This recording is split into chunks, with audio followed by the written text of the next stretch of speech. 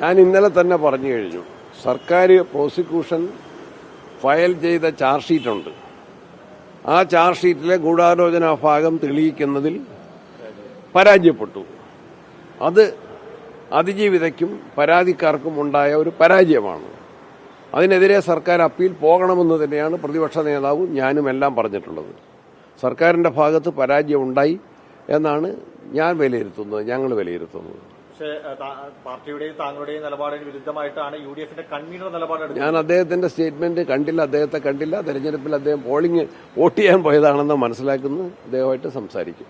UDF തികഞ്ഞ വിജയപ്രതീക്ഷയിലാണ്. ചരിത്ര വിജയം നേടും. എല്ലാ ജില്ലകളിൽ നിന്നും ആവേശകരമായ പ്രതികരണങ്ങളാണ്. നല്ല മുന്നൊരുക്കത്തോടെ തെരഞ്ഞെടുപ്പ് കാര്യങ്ങൾ ശ്രദ്ധിക്കുന്നതിന് കോൺഗ്രസിനും യുഡിഎഫിനും സാധിച്ചു. നല്ല സ്ഥാനാർത്ഥികളെ നിർണയിക്കാൻ സാധിച്ചു. നല്ല പ്രചരണ പ്രവർത്തനങ്ങൾ നടത്തി. സർക്കാരിനെ പ്രതിക്കൂട്ടിൽ നിർത്തിക്കൊണ്ടുള്ള രാഷ്ട്രീയ കുറ്റവിചാരണയാണ് യുഡിഎഫ് നടത്തിയത്. ജനങ്ങളിൽ നല്ല പ്രതികരണം ആ കാര്യത്തിൽ ലഭിച്ചിട്ടുണ്ട്.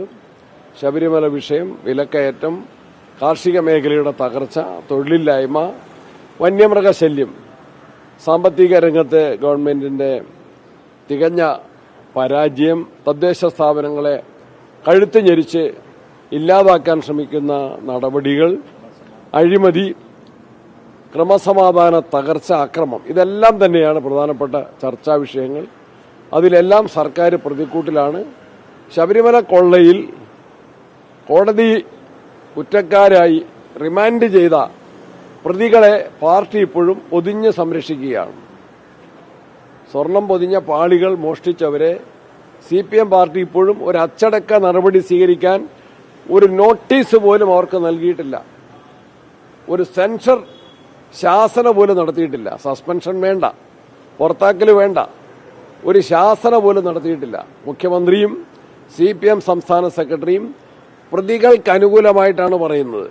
ഹൈക്കോടതി അവസാനം പറഞ്ഞത് വൻകിട നേതാക്കന്മാർ ഇനിയും കൂടുതലായിട്ട് ഈ കേസിൽ ഉൾപ്പെട്ടിട്ടുണ്ട് എന്ന ഹൈക്കോടതിയുടെ പരാമർശനം വന്നിട്ട് ആഴ്ചകൾ കഴിഞ്ഞു. എന്നാൽ അന്വേഷണ സംഘത്തിന് മറ്റ് പ്രതികളെ പിടികൂടുന്നതിനോ സ്വർണം വീണ്ടെടുക്കുന്നതിനോ കഴിഞ്ഞിട്ടില്ല.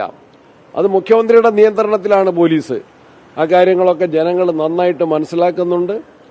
ആ കാര്യങ്ങളിലെല്ലാം സർക്കാർ പ്രതിക്കൂട്ടിലാണ്. സർക്കാരിനെതിരെ ഈ അവസരം വോട്ടർമാർ നന്നായിട്ട് വിനിയോഗിക്കും.